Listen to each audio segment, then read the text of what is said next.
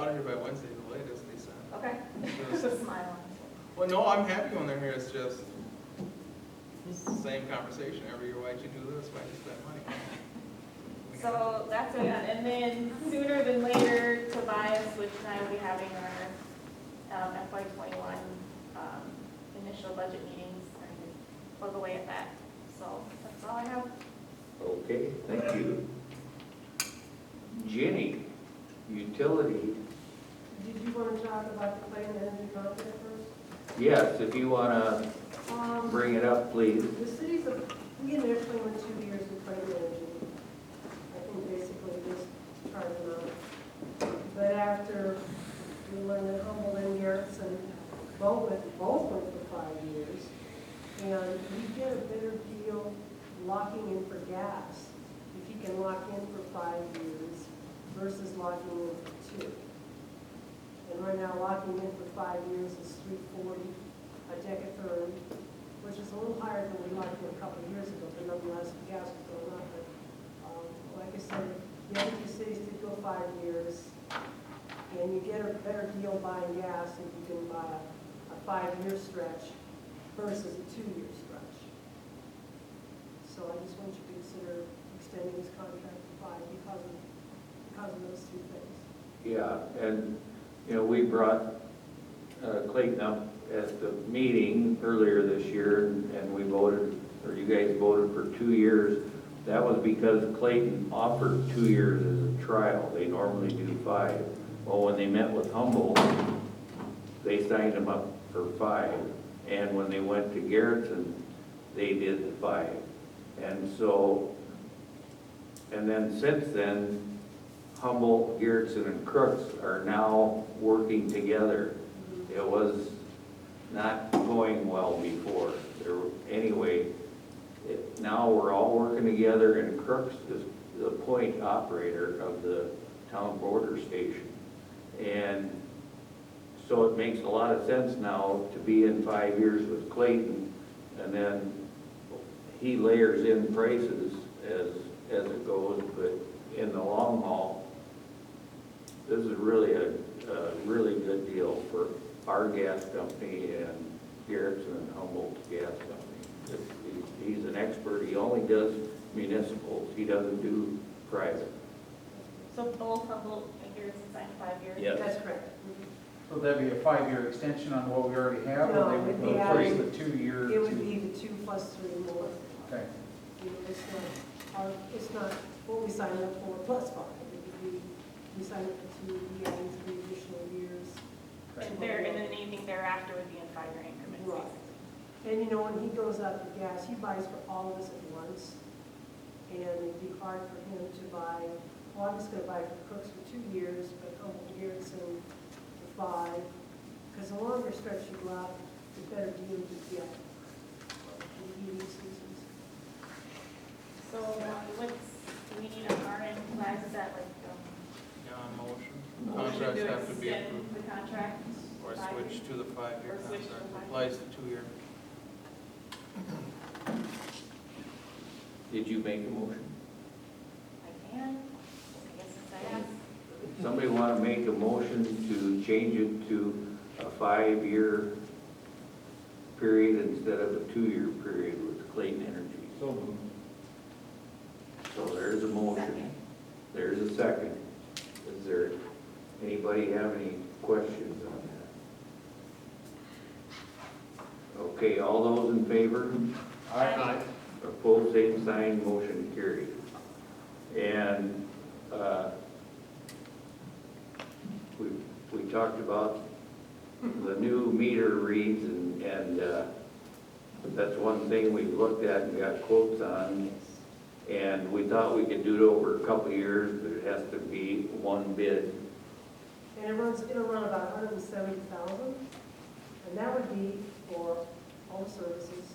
That doesn't mean you have to install it all, you know, at once, because we're given the product, and then we can install it as we choose, or we can hire a small, you just change that plastic register top off that's on your gas meter. The meters can still be manually read if need be. But my understanding, it doesn't take long, if they show us how to do it, to go from house to house and install them. We can start with Renner or any place we want. And what it is we would have put an antenna on the vehicle, we'd have a laptop, and when we load the program, say we go, I'm just gonna pick the west side of town. It would show all the meter reads on the west side of town. And as you drive down the street, the meter read disappears off the screen, meaning that it captured that read. So if there's one left on the screen, say on Susan, you know to drive by Susan, and you capture that. But it usually will capture everything at once. It's more economically sound to go that way versus putting something on a tower, because we do have Renner, which is, 8 miles away, which would make it really expensive to try to get reads from a tower, which can be iffy because Renner is 8 miles away. So it will match up with Banyan, I'm told, we confirm that. And he did supply me, the gentleman from Runner supplied me the specs to, which we can generate a bid from. What we would need, we have to either marry up to American meters or census meters, which we have now, those two meter systems. So The beauty of this is not only does it pick them up and put them on her laptop, she brings the laptop into the office and plugs it into Tobias's computer. And instead of doing all this handwork we've been doing, it automatically goes in and does it do the billing to them? I don't know, I think it I just was loads not it part on. of the discussions. And like I said, they have it with Banyan systems in Minnesota, so I can explore that even further. I know it plugs it into our Yes, Yes. system, so yes. And like I said, the price of that, this was he gave me 3 different options we can go. This is the middle one, the most expensive, of course, is if we would put it on towers and so forth, which he couldn't guarantee if we would put it on, say, the water tower. He couldn't guarantee that we pick up Renner. Well, to me, that's a game changer right there. We'd have to have something to pick up all of Renner. So this is the next way to do it. You just park down the street like I do with water now, and you capture all these reads, and then it goes on to the software, and away you go. So I would like the council to consider bringing this up a bit. So are we wanting, I guess, discussion here, you guys want to learn more about it before we make a, It's okay. called Banyan System, you said? It's a what? What was the company called? It's census meters, it's through Grumman. And Banyan system, I think, is our current. We can get some information and get it. Yeah, I would like that. Yeah, I met, early this spring, we met the other guy and he talked about it, but So that's next, Smart Point Council. 350, small block.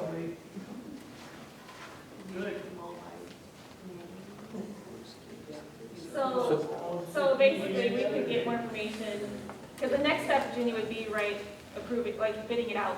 Bidding it out. For it to I bid mean, it out. maybe somebody besides Grumman would bid, but it has to be comparable with census meters. Right, so which we'd have to we put together American some sort of meters. RFP So or it doesn't something that necessarily have has. to be Grumman that gets this. Yeah, yeah. But it's got to meet those 2 criteria. but it has to talk to our current system, obviously, and our current meters and our Fit current. We have 2 brand names of meters up there, American and Census. So we have to be able to marry up to those 2 brand names of meters. That's an index, that's the plastic Yeah. cover with the dials or the digital numbers. We have to be able to fit there exactly. And the other thing is they're more accurate. You get a more accurate reading. There'd be no mysteries. Pardon? There'd be no more mysteries. Yeah. And you And could no more still, mysteries. a customer could still go out and physically look at his meter and look at to see what the read is too.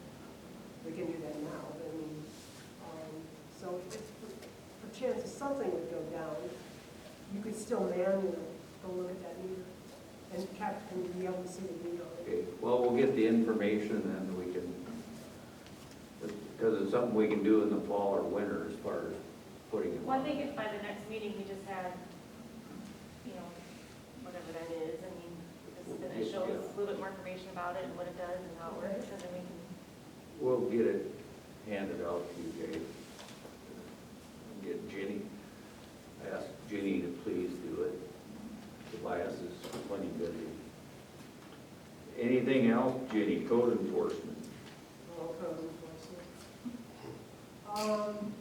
The house on 100 Southwest Avenue, the way they send out certified letters now, because of COVID, they do not have the homeowner physically sign the letter. The carrier signs a paperwork saying that you received it, which the letter, the abatement letter, which Patrick reviewed before being sent, was signed on June 16th. She had till July 1st. And one of the talking points on here was there were a number of inoperable abandoned vehicles in the driveway, like 4. 2 of them have gone. One of them for sure I know is inoperable because she had her on Facebook that it was. But there's another vehicle that has out-of-state plates. It looks like there's tarp over the windshield and side window. I don't know, the neighbors can't tell me whether there's just tarp over the vehicle or if the door or something is missing. So that one was questionable. Nothing has changed as far as any of the weed removal that was brought in the letter. I did check with both neighboring homes today that are the ones that have been complaining. I also talked with Backhouse Construction. They can do the cleanup, they've done it before, and they subcontracted out to remove vehicles. But they did ask, before they remove any vehicles, that the mayor sign something on city letterhead specifically saying which vehicles. Because removing vehicles on private property, sometimes people can get a little angry. I did speak with the sheriff's department and told them we would like our deputy to be on site while this is being done.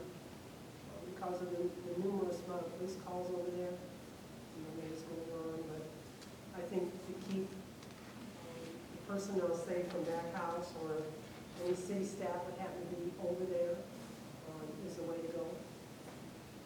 So, like I said, she had an opportunity after receiving the letter to respond in writing within 10 days after receipt. That was never done. So I say, let's move it in and get the place cleaned up. It's a lot of, some of it shouldn't see. There's a number of the stuff we can't see from the road, but the neighbors see. So it has to be, the ordinance is written so it's either seen by the road or adjacent properties. So between the neighbors, the one on West Avenue and the one on 4th, it's in pretty good eyesight of what is going on over there, what is seen, and nothing's changed. I mean, the leaves are still this high, there's branches hanging down the tree, there's just, broken windows, there's all kinds of interesting things over there. So the only concern I have is the one vehicle. I'm not sure it's inoperable, but it looks from the street that they've got tarp over maybe a broken window. But the one for sure we could have taken out because, like I said, she's got a post on Facebook that does that. So I'd like permission to move it every day. Except maybe not that one vehicle until for sure. I don't want to take any chances of pulling someone out of there that is awful. I guess that's my, I don't have an issue with the abatement as far as cleaning up the property. I'm a little nervous about the vehicle. There is one that's obviously inoperable. Yeah. Where does it go? Where do you take it? The inoperable vehicle? What? Where does the inoperable vehicle end up? Jim and Ron's takes it to they tow it out and put it in their yard. In a repo or repossession lot somewhere? Well, I think Jim and Ron's has a specific lot, they do that. And then who pays for keeping They do. it? If they want it back, they have to pay for it. But the abatement itself, we put on their taxes. Sure. But the physical ownership of the property is Jim and Ron's after a certain number of days? I would then? imagine so, if they don't claim it. I'm not sure how that process goes, we've done that before with vehicles, but they've been on the street.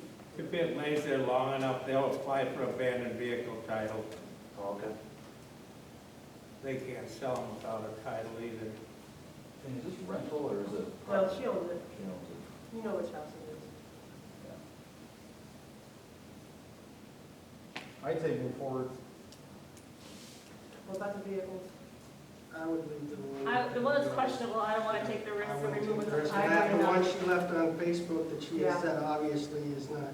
Plus, the Right, one that I she's- got questions with has an out-of-state plate. You don't know if it's, she's Yeah. keeping it for somebody for a while. Do we have to prove that the vehicle is hers before we remove it, or does it matter who owns the Doesn't matter. vehicle? It doesn't matter. It's just inoperable. And like I said, the one she's got on Facebook, which one of the neighbors found and printed off. Okay, so I was gonna say, I gotta. Oh, no, I've scrap got- that. No, I got that.